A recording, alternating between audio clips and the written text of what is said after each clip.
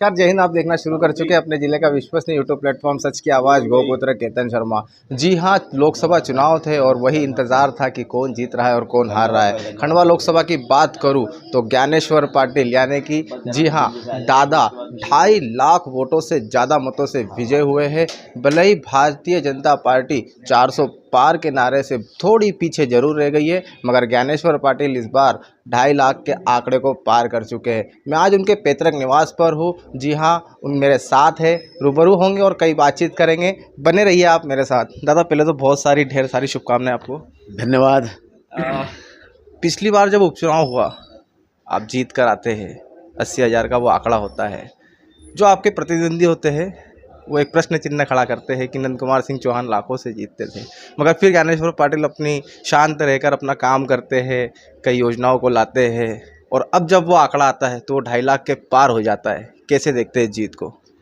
निश्चित रूप से उपचुनाव जब हुए थे उस समय वोटिंग परसेंटेज भी कम हुआ था और लगभग 2 लाख वोट उस समय कम पड़े थे और उसके बाद भी क्षेत्र की जनता ने भरपूर आशीर्वाद देकर एक अपना जनप्रतिनिधि के तौर पर मुझे दिल्ली माननीय प्रधानमंत्री मोदी जी के नेतृत्व में काम करने के लिए अवसर जनता ने दिया था। और लगातार इस 2.5 वर्षों के अंदर मैंने क्षेत्र की जो भारत सरकार के अधीन काम आते हैं, चाहे रेलवे हो, चाहे नेशनल हाईवे हो, चाहे मोबाइल टावर हो, चाहे पावर ग्रिड हो, तो ये जो जहाँ जैसी आवश्यकता थी वैसी आवश्यकता को पूरा किया। जो खंडवा जैसे हमारे नगर को इंदौर के बाद में पहला पासपोर्ट ऑफिस माननीय प्रधानमंत्री मोदी जी के मार्गदर्शन में हमको मिला, तो ऐसे अनेक काम उसके साथ साथ राज्य की सरकार से माननीय शिवराज जी से भी, चाहे रोड हो, चाहे उद्वहन सिंचाई योजना हो, तो ऐसे अनेक काम स्वीकृति कराने में दोनों सरकार का भरपूर सहयोग मिला। और लगातार 2.5 वर्ष जनता के बीच में रहकर जनता मेरा परिवार मानकर ही मैंने काम किया। और मैं तो हमेशा एक बात बोलता था कि मैं सांसद नहीं हूँ, मेरे यहाँ की 20 लाख जनता सांसद है और एक परिवार भाव के साथ काम करने का प्रयास किया। उसके बाद में जो है जनता का भी भरपूर आशीर्वाद मिला, हर समस्या का समाधान करने का अपनी तरफ से प्रयास किया और जनता के मन में कहीं ना कहीं इस बात का विश्वास जागा कि नहीं, जैसी नंदू भैया की छवि थी, जैसे नंदू भैया हम सब लोगों की छोटी मोटी समस्या का समाधान करते थे, वैसे हमको एक प्रतिनिधि के तौर पे ज्ञानेश्वर भाई मिले हैं। तो मैंने भी उनके पदचिन्हों पर चलकर एक एक समस्या का समाधान करने का प्रयास किया। उसी कारण आज इतना लगभग 4 गुना आशीर्वाद जनता ने 2.5 साल में मुझे दिया है। तो एक बड़ी जिम्मेदारी जनता ने मुझ पर सौंपी है, तो उस जिम्मेदारी को पूरी ईमानदारी के साथ निर्वहन करूंगा और जो भी समस्या है उन एक एक समस्या का समाधान करने का अपनी तरफ से प्रयास करूंगा। आपने 2.5 साल की बात करी अपने कार्यकाल की, तो उस 2.5 साल के दौरान आपने जो आखिरी आपके जो समय था कार्यकाल का, उस समय आपने चौके छक्के लगाए। चौके छक्के का मतलब मेरा है जैसे कि आपने कई ट्रेनों के स्टॉपेज यहाँ पर दिए, आपने ओंकारेश्वर ट्रेन वहाँ पर चलाई, ब्रॉडगेज का काम किया, सड़कों का जो काम चल रहा था 4 लाइन का वो तेज़ी से करा। और वो जो मैं जब खंडवा शहर में घूमा, शहरी लोगों से बात की, तो उनका कहना था कि इनको समय कम मिला और काम बहुत तेज़ी से चला। क्या आप मानते हैं अपने जीत का आधार ये था? निश्चित रूप से देखो, विकास तो निरंतर चलने वाली प्रक्रिया है। मेरा ऐसा मानना है कि विकास भी एक पैमाना है, लेकिन विकास के साथ साथ हमारा संपर्क कितना क्षेत्र में है, संपर्क बड़ा आधार होता है। यदि हमने विकास कर लिया और जनता से हम मिलने जुलने ही नहीं गए, उनकी समस्या का समाधान करने का हमने प्रयास नहीं किया, तो वो जनता कहीं ना कहीं फिर हमको ऐसा लगता है कि भाई ठीक है, जो दूसरा आएगा वो भी काम करेगा, लेकिन हमारे सुख में दुख में हमारी छोटी मोटी समस्या का, हमारी छोटी मोटी परेशानी को कौन हल कर सकता है। तो वो यदि हमने वो कर लिया तो लोगों को लगता है कि नहीं, ये हमारे समस्या का समाधान भी कर रहा है और विकास को गति भी दे रहा है। तो स्वाभाविक है कि कोई भी काम आज हमने कोई लेटर चलाया तो तत्काल वो महीने 2 महीने में होगा, ऐसा संभव नहीं है। एक प्रोसेस होती है, उस प्रोसेस को हाँ लेटर देने के बाद में, लेकिन हमको उस प्रोसेस को फॉलो अप करते रहना चाहिए।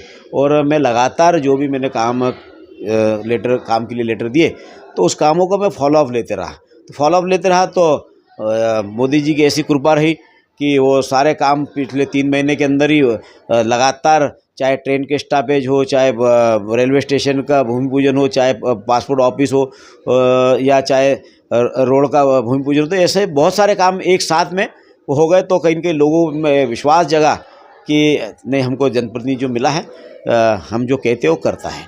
और आने वाले समय में भी बहुत सारे काम अधूरे हैं, उन अधूरे कामों को प्राथमिकता के आधार पर 5 साल में कहीं न कहीं उन कामों को गति देकर जनता की जो भावना है उस भावना के अनुरूप काम करेंगे। इस चुनाव की अगर मैं बात करूं तो आपके जो कांग्रेस उम्मीदवार थे सामने, नरेंद्र पटेल, जो कांग्रेस के बड़े नेता थे, हमने ऑफ कैमरा उनसे जब बात की तो उनका ये कहना था हमने जातिगत समीकरण देख के उनको मैदान में उतारा है, चाहे गुजर लॉबी हो, मुस्लिम हो, दलित हो, वो समझ रहे थे कि वो सब एक हो जाएंगे और निमाड़ में जो है ज्ञानेश्वर पाटिल को इतने वोट नहीं मिल पाएंगे। मगर जब हमने आंकड़े देखे तो सबसे ज़्यादा जीत आपने पंदाना में हासिल की है, नेपा नगर 2 नंबर पे है, सबसे ज़्यादा वोट आपको वहाँ से मिले और लगभग पूरे निमाड़ से ही आपको भरपूर आशीर्वाद मिला है। आप समझते हैं कि जो कांग्रेस का जातिगत फैक्टर था वो जनता ने नकार दिया?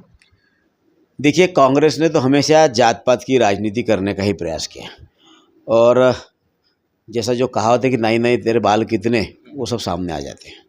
तो कांग्रेस ने कोई कसर बाकी नहीं छोड़ी। उन्होंने जो समीकरण बैठाया था, जो माना था, वो बिल्कुल उसमें कहीं न कहीं वो सफल हुए। लेकिन जनता है, सब जानती है कि इनको वोट देकर कोई फ़ायदा नहीं है। जो हमारे काम कर सकता है, जो हमारे सुख दुख में आकर खड़ा हो सकता है, उसको ही हमने जिताना है। और मोदी जी की गारंटी थी, तो निश्चित रूप से भारतीय जनता पार्टी की सरकार ने जो आज गरीब के कल्याण से लेकर क्षेत्र के विकास के जो काम किए हैं, उसके साथ साथ हमारे निवर्तमान मुख्यमंत्री चाहे शिवराज सिंह चौहान जी के काम हो, चाहे अभी वर्तमान में हमारे मुख्यमंत्री डॉक्टर मोहन यादव जी के काम हो, तो जनता का विश्वास इस बात को लेकर है कि भाई कांग्रेस तो दूर दूर तक कहीं दिखाई नहीं दे रही, तो इनको वोट देकर हमने क्यों हमारा वोट खराब करना। और जिन लोगों ने प्रयास किया जातिगत समीकरण चलाने का, जो भी उन्होंने गुना भाग लगाया होगा, वो सारे जनता ने उनके गुना भाग को नकार दिया है। दादा आपको कहते हैं, दादा यानी बड़ा भाई, तो इस बड़े भाई के निमाड़ के लिए अगले 100 दिन में वो क्या काम होंगे जो वो खुद सोच के बैठे होंगे? जैसे मोदी जी ने भी अपना 100 दिन का प्लान तैयार करके रखा है। ज्ञानेश्वर पाटिल को पता था जीत तो रहा हूँ, मगर वो 100 दिन का प्लान, क्योंकि आज अगर खंडवा शहर की बात करें तो वहाँ पाइपलाइन अक्सर फूट रही, पानी के लिए वहाँ पर काफ़ी समस्या इस बार हो रही है। कैसे देखते हैं अपने अगले 100 दिन को? देखिए, अगले 100 दिन में सबसे पहले तो जो खंडवा की सबसे बड़ी समस्या है 3 पुलिया की, उस 3 पुलिया के काम को गति देकर उसको 100 दिन के अंदर किसी भी तरीके से शुरू कराना, वो एक बड़ा, क्योंकि खंडवा की ट्रैफिक व्यवस्था उससे सुचारू हो जी। उसके बाद में जो है कि जो किसानों के उद्वहन सिंचाई स्वीकृति होने के बाद में कई एरिया छूट गया है, तो जो छूटे हुए एरिए के किसानों को भी उसमें जोड़ना, ये प्राथमिकता है। उसके साथ साथ हमारे खंडवा में रूदी ग्रोथ सेंटर है, उस रूदी ग्रोथ सेंटर में वहाँ पर यूनिट लगे, जो मैन्युफैक्चरिंग हो, ज़्यादा से ज़्यादा मैन्युफैक्चरिंग वहाँ हो और युवाओं को अधिक से अधिक रोज़गार लगे। उसके लिए, क्योंकि प्रारंभिक तैयारी के लिए चाहे हमको मध्य प्रदेश सरकार के अधिकारियों के साथ में बैठकर बात करना हो या माननीय मुख्यमंत्री के साथ बैठकर बात करना हो, उनके साथ बैठकर जिस तरह से खड़कोद और रेहटा और सुखपुरी का वो एक औद्योगिक नगर बसाने का जो काम हमारे निवर्तमान मुख्यमंत्री जी ने किया है और जिस कम रेट पर उनको ज़मीन में फैसिलिटी दी है, उस तर्ज पर हम लोगों ने भी चर्चा की है कि उसको भी कम रेट के अंदर और सारी सुविधाएं व्यापारियों को मिले, उद्योगपतियों को मिले, ताकि वो अपने अपने स्तर से यूनिट लगा सके। और यूनिट लगेंगे तो निश्चित रूप से वहाँ पर युवाओं को रोज़गार मिलेगा, क्योंकि युवाओं को, हमारे यहाँ से बहुत सारे युवाओं को रोज़गार के लिए किसी को औरंगाबाद जाना पड़ता है, किसी को नासिक जाना पड़ता है, किसी को पीतमपुर जाना पड़ता है। तो छोटे छोटे कामों के लिए, बेचारे मजदूरी के लिए ऐसे जो अलग अलग यूनिटों में काम करते, तो उनको कम से कम यहीं पर कृषि आधारित उद्योग लगाकर यहाँ पर रोज़गार के अवसर उनको उपलब्ध कराना ये प्राथमिकता है। ज़्यादा सवाल, 2 सवाल और लूँगा, ज़्यादा समय नहीं लूँगा।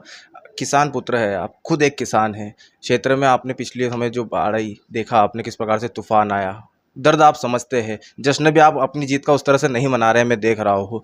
क्या ज्ञानेश्वर पाटिल अब संसद में दहाड़ते हुए दिखेंगे कि फसल बीमा, केला फसल बीमा, जो एक बहुत ही किसानों की जुबान पर प्रश्न चिन्ह है, दहाड़ते दिखेंगे ज्ञानेश्वर पाटिल? निश्चित रूप से किसान के दुख दर्द को मैं समझ सकता हूँ और मैं समझता हूँ कि किसानों के दुख दर्द में हमेशा भारतीय जनता पार्टी की सरकार खड़ी रही। जब जब भी यहाँ आंधी तूफान आया है, तो हमने पिछला आंकड़े भी उठाकर देखना चाहिए कि कांग्रेस की जब सरकार हुआ करती थी, कांग्रेस किसानों को कितना मुआवजा देती थी, कई किसानों के हमें किसी को 150 रुपये का चेक मिल रहा था तो उस किसी को 500 का मिलता था, उसमें भी चक्कर लगाना पड़ते थे अधिकारियों के, उसके बाद बड़ी मुश्किल से मिलता था। लेकिन भारतीय जनता पार्टी की ही सरकार थी कि 37,000 रुपये हेक्टेयर से उठाकर हमारे निवर्तमान मुख्यमंत्री शिवराज सिंह चौहान जी 2018 के पहले 1 लाख रुपए प्रति हेक्टेयर मुआवजा देने का काम किया। और साल भर पहले जब हमारे यहाँ पर फिर आंधी तूफान से नुकसान हुआ तो मुख्यमंत्री से आग्रह किया कि भाई साहब, एक पौधे को लागत कम से कम 80 रुपये के आसपास आती है, तो हमको इस किसानों की इस चिंता को दूर करना पड़ेगा। हम मुनाफा नहीं मांग रहे, लेकिन जो लागत लग रही है वो लागत कम से कम हमको मिलना चाहिए। तो मुख्यमंत्री जी का मन था 1.5 लाख रुपये प्रति हेक्टेयर देने का। हमने आग्रह किया कि नहीं, 1.5 लाख रुपये बहुत कम होता है, तो कम से कम हमने कुछ किसानों से बात करी कि कम से कम कितना मिलना चाहिए। तो किसानों ने बोला कि कम से कम हमको 2 लाख रुपये मिल जाए तो बहुत बड़ी सहायता होगी। और मुख्यमंत्री जी ने हमारी उस बात को ध्यान में रखा और 2 लाख रुपये प्रति हेक्टेयर किसानों को मुआवजा देने का काम किया। मौसम आधारित बीमा की जो बात है वो निश्चित रूप से किसानों को एक योजना शुरू हो जाएगी तो निश्चित रूप से किसानों के लिए बहुत बड़ा मील का पत्थर साबित होगा। और मैं आपको इस बात का विश्वास दिलाता हूँ कि इस बार सत्र के अंदर ये सारी जैसे आपने बात रखी है, इस बात को मैं पार्लियामेंट में उठाऊंगा, क्योंकि किसान हमारा अन्नदाता है। 140 करोड़ जनता के पेट की चिंता किसान करता है। तो और मुझे पूरा विश्वास है कि हम जो बात रखेंगे उस बात को माननीय प्रधानमंत्री जी और माननीय कृषि मंत्री जी ध्यान रखकर उस काम को पूरा करेंगे। आखिरी सवाल मेरा, लगभग सभी विधानसभाओं से आपको आशीर्वाद मिला है, भरपूर स्नेह मिला है, दादा घूम रहे थे सभी जगह, मगर अपने गृह क्षेत्र में आपकी हार हुई है। यहाँ पर किसे जिम्मेदार ठहराते? क्योंकि आज जिला अध्यक्ष मनोज माने के यहाँ पर कुछ कार्यकर्ताओं ने उनका इस्तीफा भी मांग लिया है। दादा कैसे देखते हैं इस हार को? देखिए, कार्यकर्ता है, अब कार्यकर्ताओं को किसने क्या बात है मुझे तो नहीं जानकारी, लेकिन जो हम लोग यहाँ पर थोड़े पीछे रह गए, 2021 में जब उपचुनाव हुए थे तो 1,01,000 वोट मिला था। उस समय वोटिंग परसेंटेज ज़्यादा हुआ था, अभी लगभग 4% के आसपास वोटिंग कम हुआ है।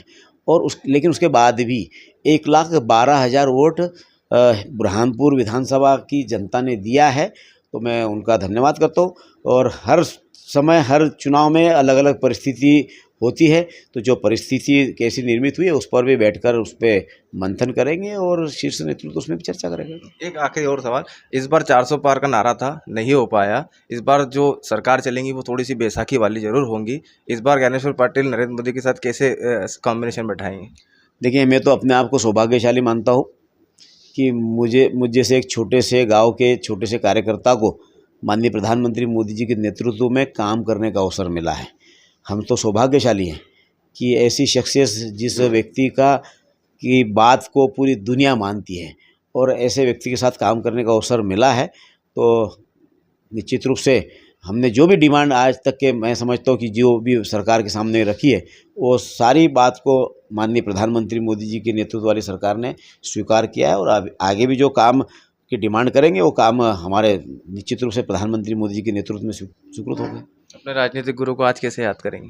निश्चित रूप से मैं तो कल भी कहा कि राजनीतिक मेरे गुरु नंद कुमार सिंह जी है, वो जहाँ भी है वहाँ से मुझे आशीर्वाद भरपूर दे रहे और उनके आशीर्वाद से ही आज मैं यहाँ पर हूँ। और मुझे इस बात का गर्व होता है कि जब मैं क्षेत्र में जाता हूँ तो क्षेत्र की जनता ये कहती है कि नंदू भैया की याद नहीं आने दे रहे हो। तो नंदू भैया ने जैसा हमारे साथ में जो संबंध बनाए वैसे आप संबंध बनाओ, तो यही मेरे लिए सबसे बड़ा आशीर्वाद है, प्रेम। तो इस कार्यकाल के लिए आपको बहुत सारी शुभकामनाएं। जी धन्यवाद। ये थे ज्ञानेश्वर पाटिल जो इस बार 2.5 लाख के आंकड़े को छुआ है। अगर आपको इनकी बात पसंद है तो लाइक कीजिए, शेयर कीजिए, अगर नहीं जुड़े तो जुड़ जाइए और कर दीजिए हमारे चैनल को subscribe. Camera person Bhushan Chaudhary के साथ मैं केतन शर्मा, सच की आवाज़।